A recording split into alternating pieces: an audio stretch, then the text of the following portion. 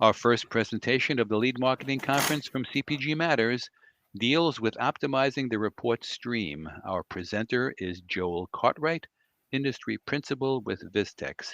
Joel, the podium is yours. Thanks, John. Always a pleasure to join you at the Lead Marketing Conference. Enjoy this. It's a great group. Guys. My name is Joel Cartwright. As John mentioned, I've been in the consumer packaged goods industry for about 25 plus years. The first 15 have been on the sales, finance, sales, marketing, trade promotion side, companies like Sara Lee Foods, Sunny Light Beverage, and Kimberly-Clark. The last 15 years been on the software side, trade promotion management, optimization software, multiple implementations and support, and really talking to a lot of customers in the space on different topics, customers who are existing clients of Vistex or customers who are opportunities looking for information. So one of the topics we'll go through today is really around reporting and analytics and understanding a dashboard. When you have, I have customers come to me many times and say, I need good analytics. I need new reporting or new dashboard. And so I go, well, what are you looking for? Response is always, I really don't know. You need to help me out. So we're going to talk about really how to utilize a dashboard, specifically as it relates to a promotion. Talk about a landing page. The software I work with and the customers I talk to work with a lot of account folks in the field. And they need some sort of a landing page or overview page on understanding where they need to be working, where they need to be focused. Talking too of trade terms, because the focus right now, of course, in the consumer products, consumer packaged goods industry is around the total cost of doing business with a customer, which translates, of course, into the whole revenue growth management perspective. And then we'll wrap up with a few questions. So really starting about the reporting analysis and dashboards. And the questions I constantly get is, how do they all intertwine? And ultimately, how do they uncover the mystery of optimization? How optimization? And optimization is a term I speak with a lot of customers and opportunities a lot, is understanding what optimization is. They'll come to me during discovery calls and implementation. So I need optimization. Say, well, what do you need? Well, I don't know. I just know I need it. So I always tell them, I said, well, let's think about what optimization is. Well, optimization contains components. There's a data science component, which encompasses the modeling and artificial intelligence. But ultimately, what optimization is, it's derived from these areas. These are tools that help you determine the optimization. The optimization is essentially, how do I efficiently spend and promote my products? What's the efficient way to do it? So optimization is not necessarily data science and the artificial intelligence and the modeling and all that stuff. It's the derivative from that and what to do with that information.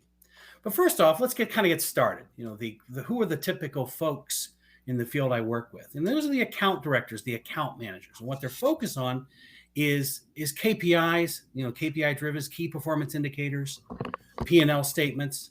And essentially those are, what are the building blocks to drive my business? There's typically the folks who are account managers have evolved into more of a visual end user, which encompasses the optimization, but ultimately on that dashboard, understanding the workflow, what they need to do. So from a reporting standpoint, let's kind of get started from that perspective. So reporting really starts, with the aforementioned dashboard. What's the landing page? So when I speak with customers, I say, do your account manager, your folks in the field, have a clear landing page where they can get a starting point to launch where they need to be working? And I always tell them, do you want to simplify what they're looking for? What are the primary drivers, or what are they bonused on, or what are they reviewed on? Ultimately in the business, it's sales. It's sales, from a revenue perspective. It's volume, quantity perspective, but ultimately it's the margin. A lot of customers we talk to, they want to get to that margin component. Then they want to say, all right, that's how my plan is doing. Well, where's my plan kind of fluctuating? Well, then they take a look at, let's talk about then the sales per month. And very simply, when you're looking at a plan, I want to compare what's planned to the target. And then I want to be able to drill down into the individual promotions, the areas which are going to be driving that plan, and then links on the right-hand side to where I need to then launch and get into and to evaluate those. These dashboards can encompass promo P&Ls, benchmarks, year-over-end benchmarks, what's the best ones, what's the worst ones, visually putting things into a 9-box grid. And something that's kind of unique having the Pareto view, which is kind of interesting. We'll talk about that. Being able to benchmark the retailers and understand where your category is going. So those are really the areas we want to talk about. So when we get into the whole promotion aspect, customers talk about these are the metrics. They're kind of all over the board. What do you need to focus on? What's a good promotion? What's a bad promotion? So what I always talk about is that we need to focus on the key metrics because they can become an alphabet soup. So when you're evaluating a promotion, where do we want to focus? As a manufacturer, as a retailer, as a distributor for promotion, what are the key things that you're focused on? Because I always tell them you want to get down to 4 or 5 key KPIs that you can focus your business on. And this ultimately, those KPIs, those indicators, can drive other things. Ultimately, volume. Volume should ultimately be the number one metric. How the volume is doing within the overall plan, within the promotion periods. And understanding the base customer, understanding the uplift customer, that percentage. But then focusing on, if I do that, the expense component will then drive everything else. Margin on baseline.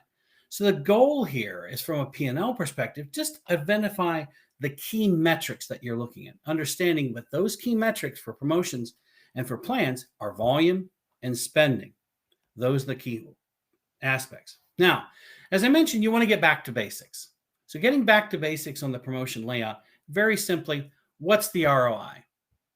An ROI calculation, this is always an interesting conversation when I have with manufacturers. What is a good ROI? What's a bad ROI? How do you calculate ROI? What's that benchmark?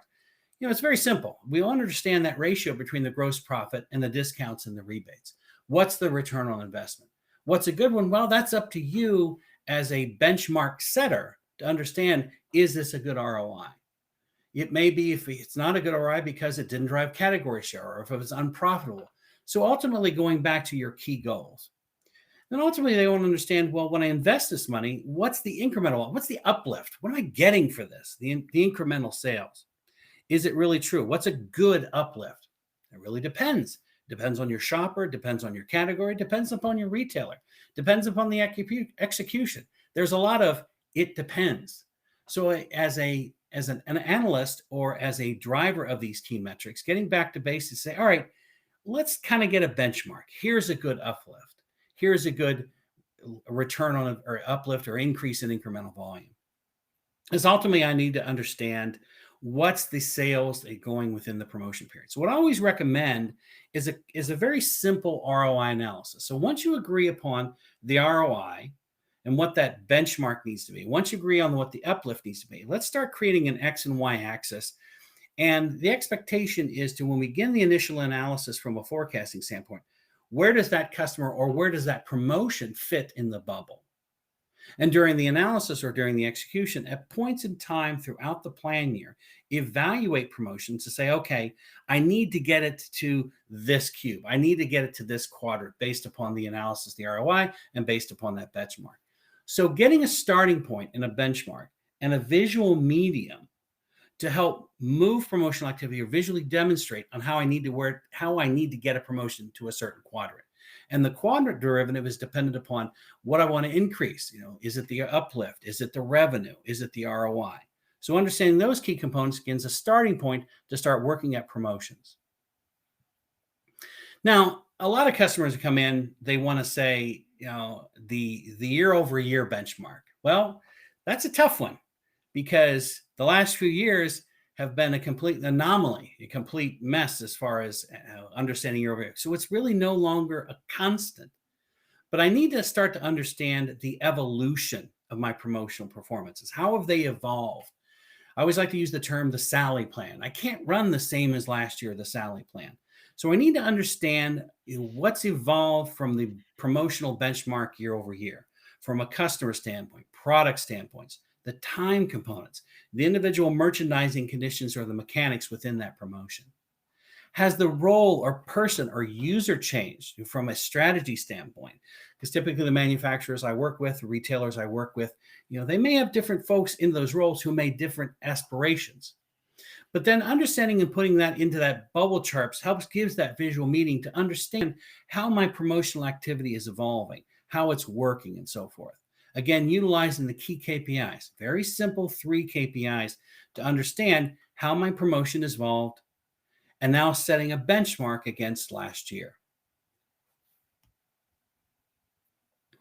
So from a dashboard, the visual medium is very important.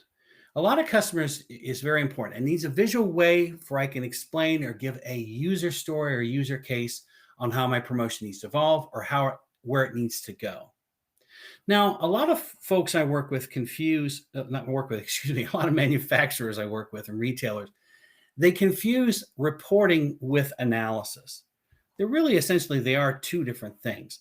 I need to start to analyze. But of course, when I analyze, I need to make sure I understand, again, the metrics. Because the analysis, you say, okay, I've got these reports, but do the reports paint a picture to allow me to analyze promotional activity? So what I always recommend is putting promotions in some sort of a box grid, because I need to understand, you have to understand as a manufacturer or as a retailer, of course, I'm running multiple promotions, multiple merchandising conditions within that are impacting my overall plan. So I tell folks, to say, all right, let's try to get everything into a box and then deriving from those additional KPIs that I talked about, ROI, lift. But then we start talking about the share of promotions, the share of boxes, the total number of boxes within that plan. So now I'm starting to break them down. Those promotions make up what share of revenue or what share of volume within the overall plan. I work with manufacturers and retailers who, typically manufacturers who promoting products all the time, promoting products on occasion, depending upon the category you're in, if you're durable or even non-durable goods. So understanding the the revenue related to that promotional activity. Again, understanding the main elements. Who's the customer? Who's the product? What's the product? What's the timeline? The mechanics within it. So breaking it down into a box grid provides me the ability, the layouts, and the matrix to begin to start my analysis, to start to understand where I need to focus my attention. Utilizing grid formats will help, as well as colorizations based upon those benchmarks that I mentioned before. As a visual medium, as the account manager, I can log in to say, red is bad, green is good, yellow is okay, probably needs my attention. But the visual medium, then the promotions in a box grid help to segment and group the promotional activity based upon particular financial and lift performance metrics that you've identified as your key KPI metric benchmarks to analyze my plan going forward. So it's the starting point is really on that where to analyze. Now, an interesting concept I always like to talk about is the Pareto view. And being a math guy, it's kind of unnerving. Well, who is this Pareto guy? What is this a Pareto view? I don't know if anybody is familiar with this. Essentially, it's the lengths of the bars that represent the frequency or cost and time or money arranged with these bars. And essentially, I want to understand it depicts the situations and comparatives to different metrics. So it's the comparative to margin as it relates to spending. And it sounds kind of rudimentary, but being able to relate those two together and understand as it impacts, because brand margins may vary and the sensitivity around spending helps you to understand the analysis from a product mix perspective. Where do I need to start understanding the product? So in this case, should show the bars can represent a single promotion or a multiple one. The height of the bars is that KPI that is chosen to say, okay, well, this is where I want to benchmark. And the line is the measure that represents that overall performance. So the line will change as the forecast starts as the actuals. Now, we're beginning to lay the foundation at this point from an optimization standpoint. So I can understand from a forecast and the actualization concerns of understanding the relationship of spending, frequency against margin and product. So now I'm starting to intertwine the product mix or margin with the spending, frequency, depth, and so forth. So I'm starting to evolve into that optimization capability. So these are things that manufacturers, they want to sometimes get to. It could be a lack of maybe bandwidth or something like this. But the expectation is to start laying down a basic format on how this needs to work. And by the way, it's Vilfredo Pareto was the polymath person who came up with that. So always good to understand your mathematician. But the expectation here, the understanding is, how do I begin to understand that relationship between the spending, the marketing mix, and the product mix? Because that starts me down my journey of optimization. Now, as that market mix and understands starts to we've laid the foundation for lift KPIs. I need to now, which focuses on my business, focuses on just me. Now I need to start evolving that on how am I doing, or how's this working within the category? Because as I know, as I run promotions, I run the frequency, I run the depth, it predicts what it's going to do. But I have to understand that there are other manufacturers out there. There are other retailers that are running promotions at the same time. So what I need to understand is the sales and overall category against my competitors. How is it doing within the category? So I need to understand a basic rudimentary category breakdown. So what's the sellout volumes? And these are the KPI metrics that you want to focus on. Again, kind of simplifying. What's the sellout volumes based on the overall category? What's the overall sellout volumes for the competitors? What's the sellout volumes for me, the manufacturer? What's the revenue for the total category? So looking at it from a volume, i.e. quantity, and looking at it from a revenue standpoint, revenue, I can understand. Now, the main elements that are required here, of course, is the customer, the products, the time periods. And typically the user of this is that salesperson in the field, revenue growth management account. So we have to understand what that is as well. I want to do a comparative current year and prior year with chart with the bars and lines. So taking those, I can begin to understand the sensitivity of my promotional activity as it relates to the category, the sensitivity of how my promotional frequency merchandising conditions are doing against my competitors. So now I've started to evolve my optimization capability from not just focused on me, but now focused on my plan and strategy for an optimization, where to invest as an overall impact to the category. So I'm not thinking one-dimensional. I'm not thinking two-dimensional. I'm now starting to think more three-dimensional. The overall myself, the category, and my competitors. So it's how am I doing within the category? So that really starts you down the road with the analysis piece. Being able to start overcoming those roadblocks and understanding the rudimentary basics. Some people who I've talked about are kind of at varying levels of these different analytics. Some have just getting started. Some have gotten down the road so far, it's not depicting a good picture. There's too much mud in the overall analysis. So they need to scale back to really truly understand the business. They've got away from the fundamentals. That's why I always talk about stick to the fundamentals, stick to the truest KPIs, and stick to the fewest one, because more is not necessarily better. Too many spices in the stew make it a little bit too bitter. Now, understanding the Roadblocks is the analysis and the reporting are very important. It tells you something. What the dashboards need to do is what do I need to do about this? So again, going back to what I talked about at the starting of the presentation, a landing page. As an account manager, all that reporting, all that analysis is just telling me something. But now I need to understand, you've told me what is happening. What do I need to do about it? So what a landing page needs to do is to say, taking that reporting, taking that analytical information, and then consolidating it down to a point to understand and define these metrics to say, okay, my sales are not aligning with my target. What do I need to do? I need to confirm. I need to take a look at my planned promotions and so forth. I need to take a look at promotion activities that there are 3 of them that don't align, or 4 of them that don't align to the KPIs, the metrics and so forth that I've set up. I need to go take a look at those. So it's taking that landing page and using the reporting and analysis. So when the account manager logs in, they know what to do. It's called exception-based. It's called driven-based strategy components for planning. It's going in and hating to use this term, but spoon feeding an account manager on where they need to go, where they need to focus. It's eliminating the whole I don't know. So it's understanding, using the landing page to determine what I need to do. The landing page is the first screen that account director is. And I know this sounds a little bit redundant, but when you're creating a landing page, it needs to understand as an account manager, where am I at on my targets and where am I at with my targets? I need to understand my volumes. I need to understand which months are fluctuation. Where am I down? Of course, this is important if I have very seasonal products and so forth. I need to understand, do I need to reinvest additional money? is my plan and my plan investment delivering my expectations? So the actualization of the plan, the investment, again, optimization is great, but with it actualizing, I need to understand if it's good. Then I can start fine tuning my optimization.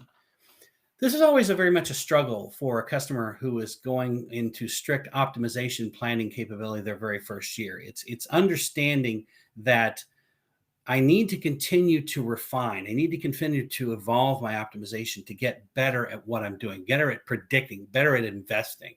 So I need to understand how much money do I need to invest, because optimization is going to tell me that. I need to understand not only from a promotion standpoint, but starting really from a client standpoint. Do I need to push them? Do I need to reinvest with them or recover? And more importantly, that's basic to-do list of doing that reporting, using the reporting and analysis and folding that in with the optimization to overcome that, to start using it more strategically within my plan. Again, the main elements: the customer, the product, the account directors, and a latest estimate, always needing latest estimates to understand the layout and the different indicators. So a landing page is driving that. The landing page should have components relates to sales. It's that understanding the KPIs to say, okay, what is good? So this is always something going back to what I talked about before, aligning to what those benchmarks are and putting visual aids into the landing page to help quickly identify these account managers. So for example, in sales, I want to understand the ratio between target and the latest estimate of volume. What's a good one? What's a bad one? Color coded green if it's positive, amber if it's not within a certain threshold. So this helps the salesperson, the account manager field, understand where they are visually quickly on their plan. More importantly, they're bonused, or where am I at on my spending? So I need to understand a quick way of understanding my checkbook. And this is a concept that's can kind of get a little bit muddy as well. What's the simple way of understanding how much money I've spent, how much money I've accrued, and quickly identifying the delta between what's available and what's planned? Because I need to be able using optimization. Because you can remember, optimization is using the data science, using the money efficiently and reinvesting it. If I don't have the money, if I don't have a true understanding of where my liabilities are, where my funding is, if I have optimization telling me, hey, you have an opportunity here, and I go back, well, I don't have the money, but then 2 months later, yeah, you did have the money and you just missed it. It's a lost opportunity.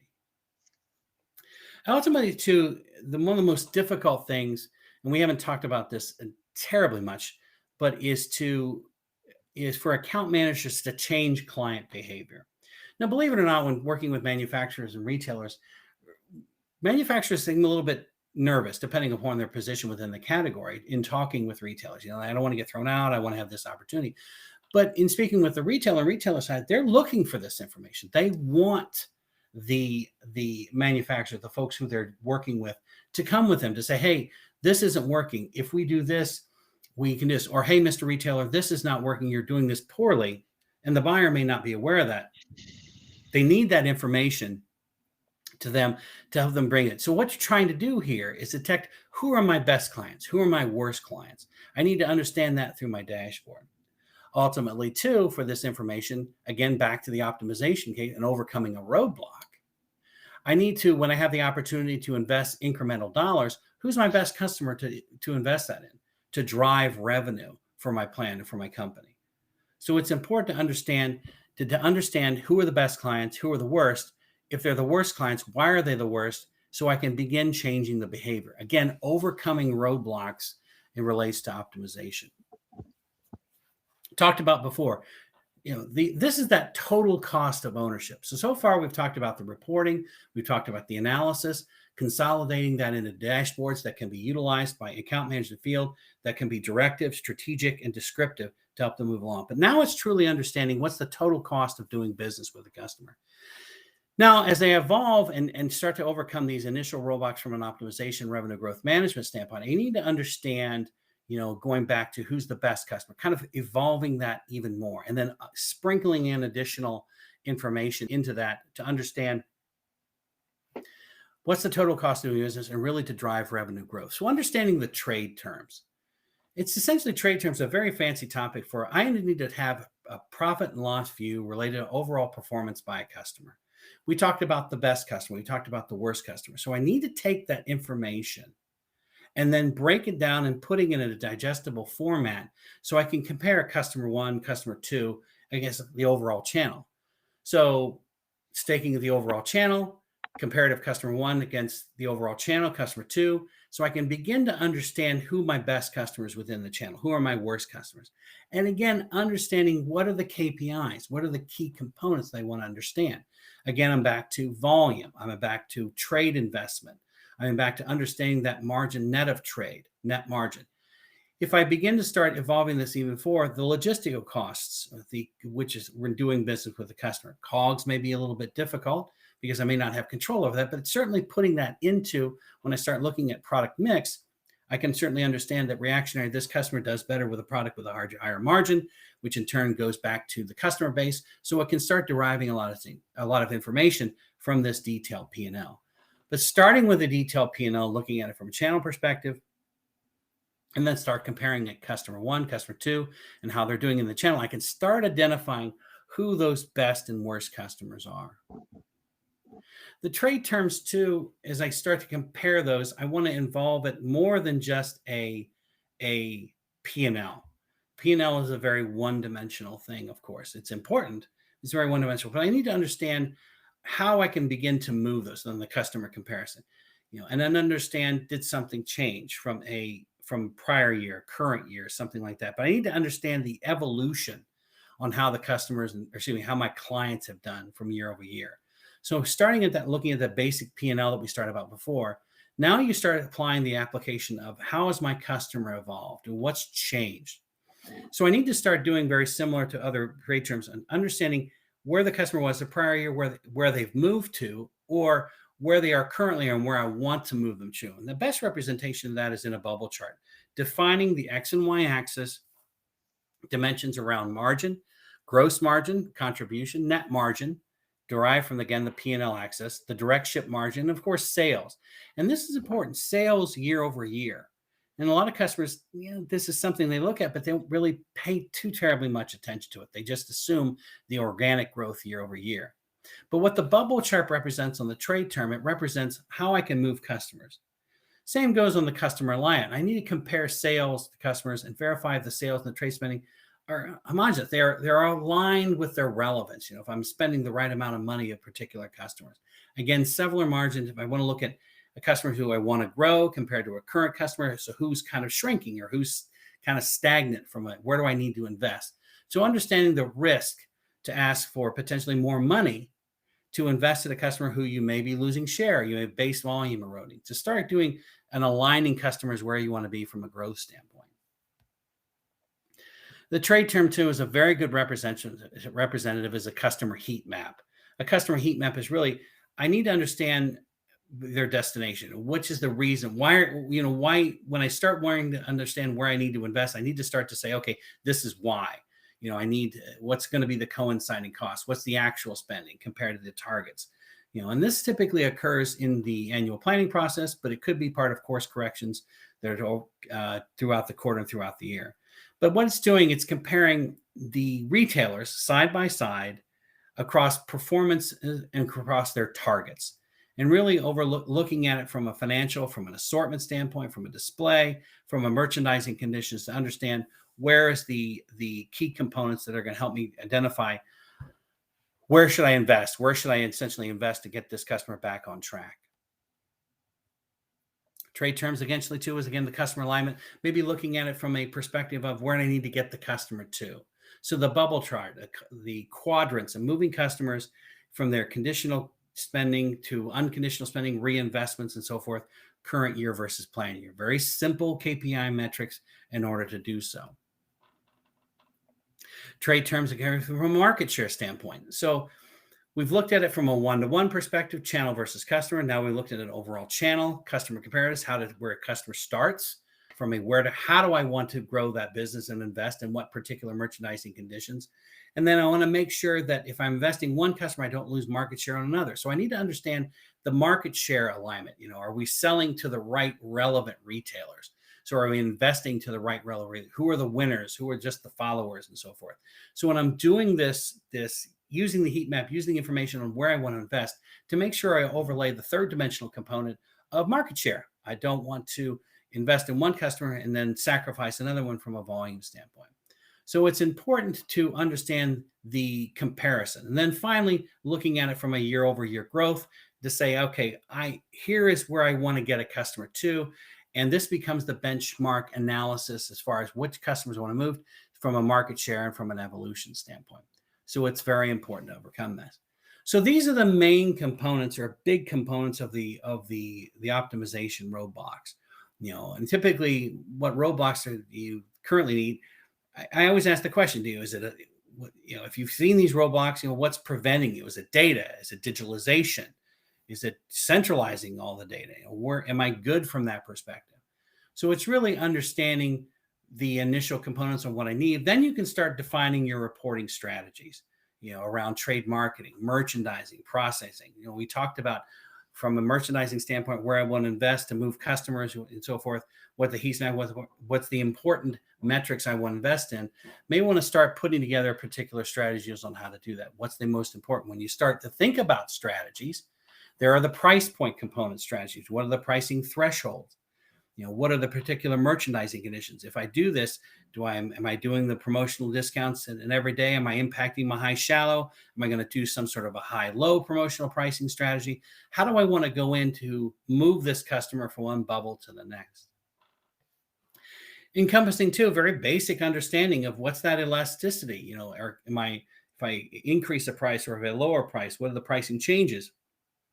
Does it start to impact my category, my brand equity? What's the elasticity? Am I overcoming, by doing this analysis, am I impacting a pricing threshold? Am I dropping down past a pricing threshold?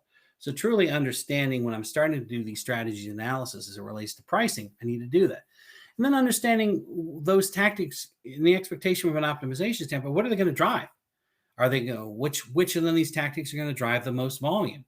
And identifying in particular segments, based upon a segment could be a particular period, it could be a particular product. So where I want to do this, and from a standpoint of frequency and depth of understanding where I want to drive the volume. So all these are a lot of data points. There are a lot of areas that have to overcome.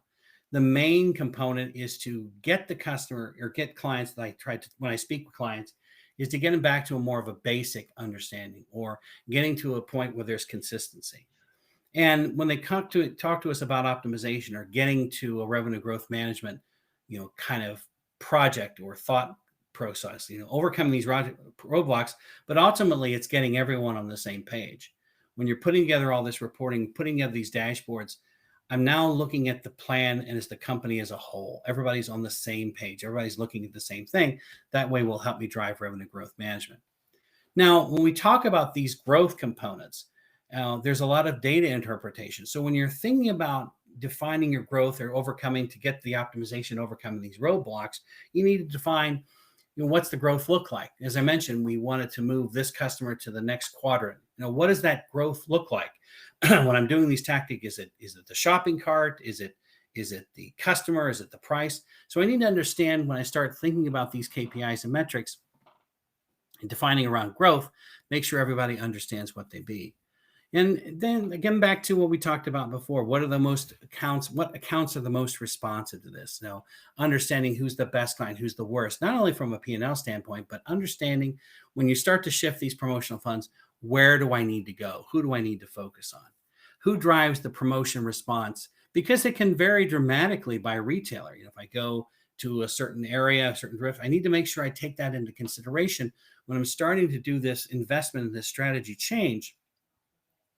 These responses and moving these from best to worst from one quadrant to the next, they're going to vary dramatically. Every retailer is the same. Not every consumer shops at the same retailer, that demographic. So it's important to understand the analytics because I need to understand that promotion sales bump because I have that current paradigm, which I'm just looking at the incremental volume when the subsidized volume around base, but now it's a new one. It's a market expansion. I need to understand this brand, the store, the timing, the overall volume is subsidized relating around the purchasing behaviors of the consumer. So the sales bump and incremental volume investment on promotional activity has to take on a new medium, what we talked about. There's a new area as far as components related to the reaction and understanding the individual retailer. So that's important. So the main component, understanding the mysteries of delivering a successful plan, overcoming these optimization roadblocks, or getting to an point where optimization planning works for you. It's important that you have to define what those KPIs, you have to define the goals. You have to centralize all this information and reporting and dashboards in single location so everybody's on the same page. And then putting that information into a format, a way where the folks in the field, the folks who need to utilize it, who are going to impact this, can digest the data and make sure that it's actionable and can be actionable for their plans. So having said that, and I talked very fast for the last 40 minutes, I'll stop, John, and we'll take a few questions. Is that okay? Absolutely. We got a few questions that came in, Joel. The first one being, what data metrics are commonly overlooked in analysis?